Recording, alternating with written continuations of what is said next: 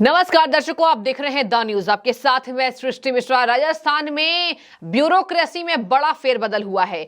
IAS अफसरों को लेकर ये नई नियुक्ति की गई है और देखिए नई सरकार बनी और नई नियुक्तियां भी हम देख रहे हैं। बड़ी खबर इस वक्त की, भजन लाल शर्मा ने कल शुक्रवार को मुख्यमंत्री आवास पर पूजा की है और उस पूजा अर्चना पर लगभग सभी विधायक दल मौजूद रहे। वसुंधरा राजे सिंधिया ने उन्हें आशीर्वाद दिया, माथे पर हाथ रखा। भजन लाल शर्मा को पुरानी मुख्यमंत्री रही है, एक बड़ा कद रहा है बीजेपी में और देखिए वहां पर थोड़े से लेकर हर बीजेपी का नेता मौजूद था। अब ऐसे में मैं आपको बता दूं कि ब्यूरोक्रेसी में क्या बदला हुआ है। विशेषाधिकारी यानी कि यहां पर मुख्य सचिव बना दिया गया है टी रविकांत को, जबकि आईएएस अफसर हैं। और बता दें आपको कि मुख्य सचिव अशोक गहलोत के टाइम पर कुलदीप रांका थे। कुलदीप रांका के जगह में यहां आईएएस अधिकारी जो कि 1998 बैच के हैं, टी रविकांत को अब बना दिया गया है, प्रमुख सचिव बना दिया गया है। अब ऐसे में इनकी बड़ी जिम्मेदारी बढ़ गई है। और देखिए यहां पर आपको बता दें कि अगर बात की जाए कि ओएसडी किसे बनाया गया है, तो मुख्यमंत्री के ओएसडी बन चुके हैं योगेश श्रीवास्तव जी। बड़ी खबर इस वक्त की कि राजस्थान में विशेष अधिकारी इन्हें नियुक्त किया गया है और इसी के साथ अगर बातचीत की जाए तो प्रमुख सचिव टी रविकांत को बना दिया गया है। दोनों आईएएस अधिकारी है और अगर कुल जोड़ तोड़ की राजनीति देखें तो 4 आईएएस अफसरों का स्थानांतरण हुआ है और इन्हें अलग जिम्मेदारी दी गई है। बात की जाए तो कार्मिक विभाग ने यह आदेश जारी किया, जहां पर जारी आदेश के अनुसार पदस्थापन आदेशों की प्रतीक्षा में आरएसएस श्रीवास्तव को मुख्यमंत्री के विशेषाधिकारी की जिम्मेदारी मिल गई है।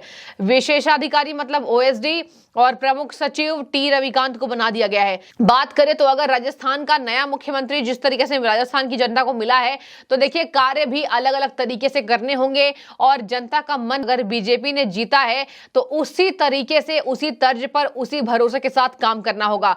बात की जाए सबसे ज्यादा चर्चा इस वक्त यूपी के योगी मॉडल की है। बता दें आपको कि 3 राज्यों में हुई बीजेपी को बहुमत जो मिली है, अब ऐसे में योगी मॉडल की चर्चाएं तेज हो गई हैं। और देखिए भाजपा के कद्दावर नेता ये कह रहे हैं कि जिस तरीके से तीनों राज्यों में जब रैलियां चल रही थी तो सबसे ज्यादा जो चर्चा में थी वो है योगी मॉडल। योगी मॉडल का प्रभाव राजस्थान में आएगा, मध्य प्रदेश में लगभग आ चुका है। शिवराज सिंह चौहान ने भी बुलडोजर चलाना शुरू कर दिया था और शिवराज जी के बाद डॉक्टर मोहन यादव बना दिए गए हैं। मोहन यादव ने भी बुलडोजर की नीति अपना ली है, तो ये योगी आदित्यनाथ से ही आगे बढ़ा है। बता दें आपको कि योगी आदित्यनाथ एक फायर ब्रांड नेता बन चुके हैं और जहां जहां गए प्रचारक के तौर पर उभरे, वहां वहां बीजेपी को बहुमत मिला है, ये भी बात सामने आ रही है। और इसी के तहत योगी मॉडल की चर्चा अब बात की जाए तो छत्तीसगढ़ में भी उसका प्रभाव पड़ेगा और राजस्थान होते हुए ये छत्तीसगढ़ तक जाएगी। तो यूपी के योगी मॉडल की चर्चा 2024 के लिए तेज हो रही है और इसी के मद्देनजर मुख्य सचिव और आईएएस अफसरों को देखिए बदल दिया गया है। बातचीत की जाए तो यहां पर चर्चा चल रही है कि कौन है टी रविकांत जिन्हें प्रमुख सचिव बना दिया गया है। बातचीत की जाए तो मुख्यमंत्री भजन लाल शर्मा ने अपना पदभार ग्रहण किया।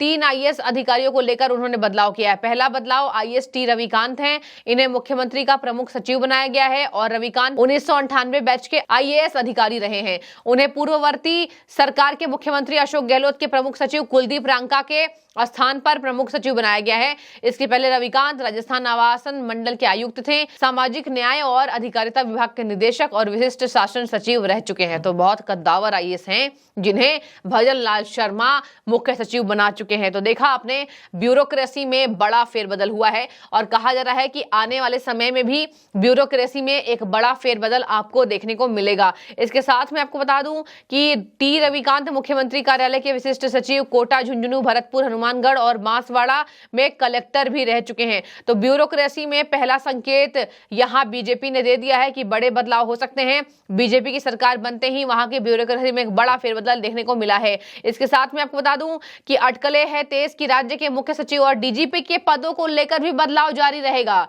डीजीपी भी नए बनाए जा सकते हैं। जो अशोक गहलोत सरकार में डीजीपी थे, अब बता दें आपको, उसको लेकर भी डीजीपी के पदों में बड़ा बदलाव राजस्थान देख सकता है। तो टी रविकांत और अशोक श्रीवास्तव के ओएसडी बनने के बाद ये बड़ा बदलाव ब्यूरोक्रेसी में और डीजीपी में हो सकता है। तो देखिए 4 आईएएस को लेकर महत्वपूर्ण फैसले लिए गए हैं।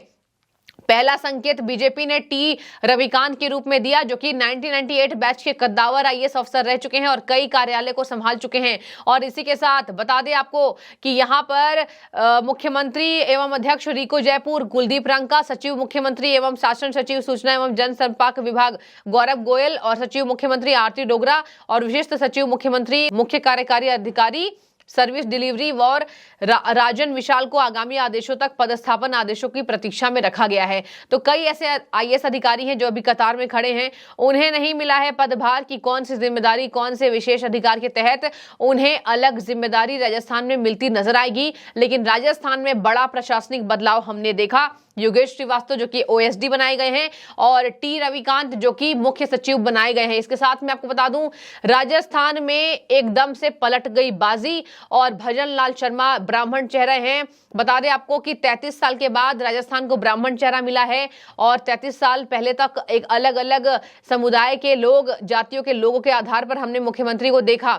यहां पर भजन लाल शर्मा को मुख्यमंत्री बनाकर यहां ब्राह्मण समाज को भी साधने की कोशिश हुई है बीजेपी के द्वारा। और आपने देखा डिप्टी सीएम, एक राजपूत डिप्टी सीएम बनाया गया और इसी के साथ एक अलग जाति। तो ये दिखा रहा है कि कहीं ना कहीं राजस्थान में और मध्य प्रदेश में और छत्तीसगढ़ में अलग अलग चेहरों को जो मुख्य पदभार मिला है, इससे जातिगत समीकरण को साधने में थोड़ी आसानी होगी और इसी के तहत ये बड़ा फेरबदल हमने यहां भी देखा। अब ऐसे में मैं आपको बता दूं कि योगी मॉडल की चर्चा तेज हो रही है। जैसे हमने मध्य प्रदेश में देखा, खुले में मीट मिलना बंद हो चुका और धार्मिक स्थानों से लाउड स्पीकर्स की आवाज को भी कम करने को कह दिया गया, उतारने को कह दिया गया। तो मध्य प्रदेश में ये डंका बज रहा है डॉक्टर मोहन यादव का। मुख्यमंत्री बनाए गए हैं और पुराने मुख्यमंत्री को उन्हें टक्कर देना पड़ेगा, वरना जनता पसंद नहीं करेगी। पुराने मुख्यमंत्री की बहुत धूम थी वहां, शिवराज सिंह चौहान की। ऐसे ही राजस्थान में वसुंधरा राजे के टाइम पर यहां नए मुख्यमंत्री भजन लाल शर्मा को उनसे भी बेहतर काम करके दिखाना होगा। वसुंधरा राजे बीजेपी कद्दावर नेता है, लेकिन थोड़ी सी एंटी इनकम्बेंसी उनके सरकार में हो गई थी।